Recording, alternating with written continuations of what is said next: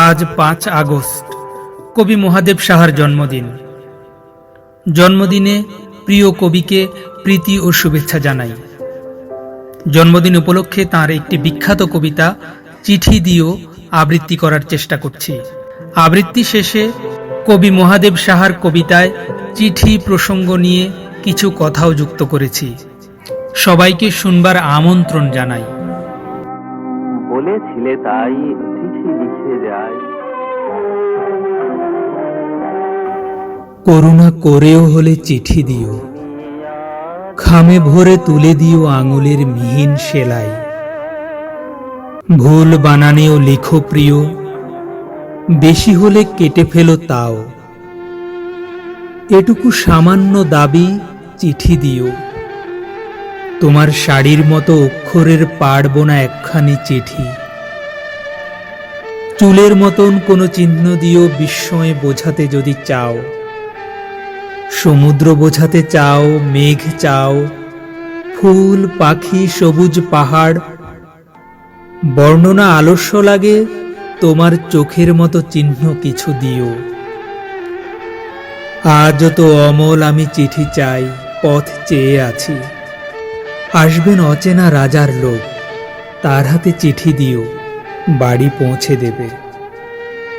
এক কোণে শীতের শিশির দিও এক ফোঁটা, সেন্টের শিশির চেয়ে তৃণমূল থেকে তোলা ঘ্রাণ। এমন ব্যস্ততা যদি শুদ্ধ করে একটি শব্দই শুধু লিখো, তোমার কুশল।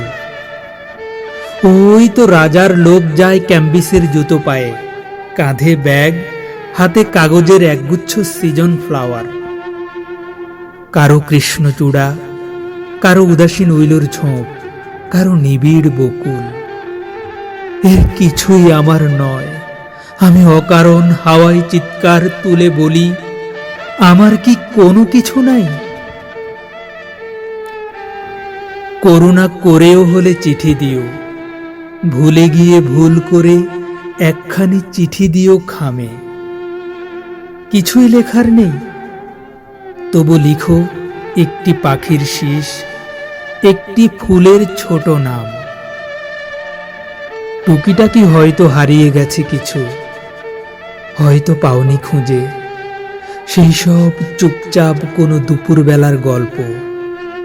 খুব মেঘ করে এলে কখনো কখনো বড় একা লাগে, তাই লিখো করুণা করেও হলে চিঠি দিও, মিথ্যা করেও হলে বলো ভালোবাসি, ভালোবাসি। কবি মহাদেব সাহার কবিতা এ যেন হলুদ খামে নীল সমুদ্র। একদা যাযাবর বলেছিলেন, বিজ্ঞান মানুষকে দিয়েছে বেগ, কিন্তু কেড়ে নিয়েছে আবেগ। তা সত্য হতে চলেছে আমাদের এ যুগের প্রযুক্তি নির্ভর জীবনে। কিন্তু চিঠিপত্রের বিকল্প যতই আসুক, পত্র বিনিময়ের মূল তাৎপর্য বিজ্ঞানের কল্যাণে পূরণ হওয়ার নয়। তাতে কাজের দিকটি হয়তো সারে, তবে ভাবের দিকটি অপূর্ণই থেকে যায়।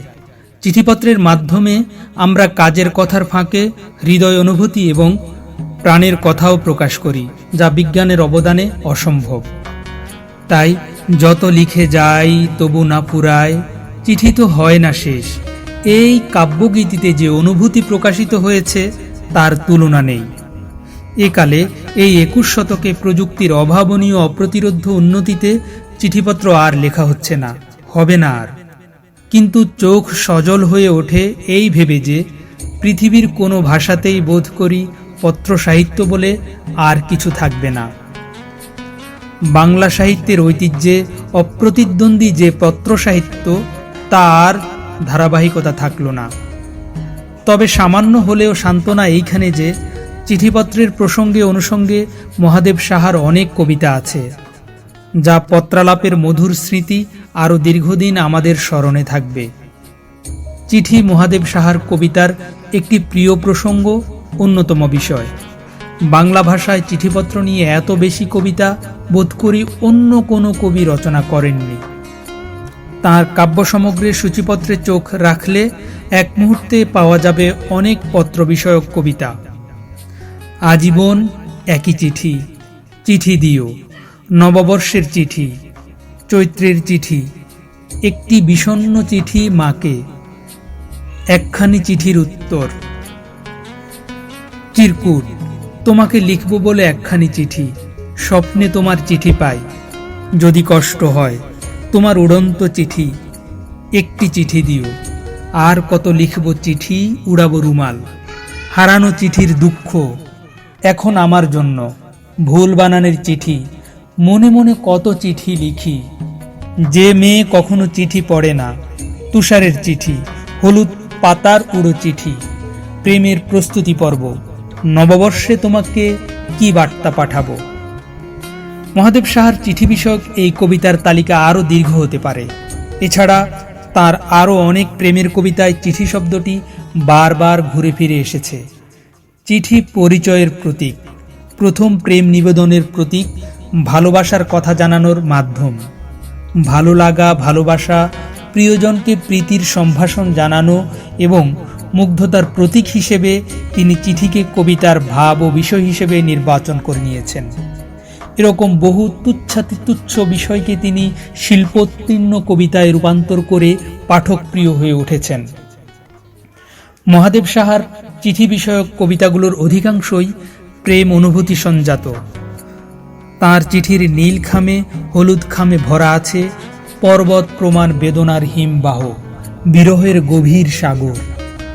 পত্রপ্রাপ্তি মানুষকে যেমন আনন্দ দেয়, স্মৃতিকাতর করে, তেমনি প্রিয়জনের চিঠি না পাওয়ার বেদনা মানুষকে নিরন্তর আদিগন্ত প্রতীক্ষার পথে বসিয়ে রাখে।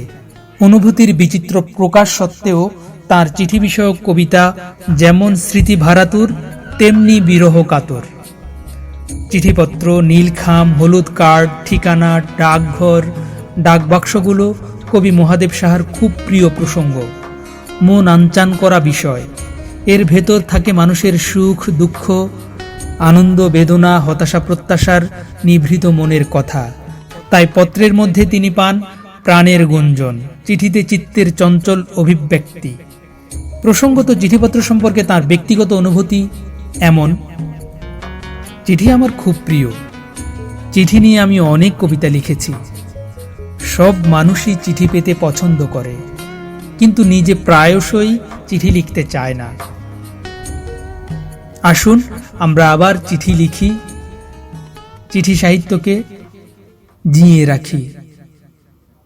আবারও কবি মহাদেব সাহাকে জন্মদিনের শুভেচ্ছা জানাই।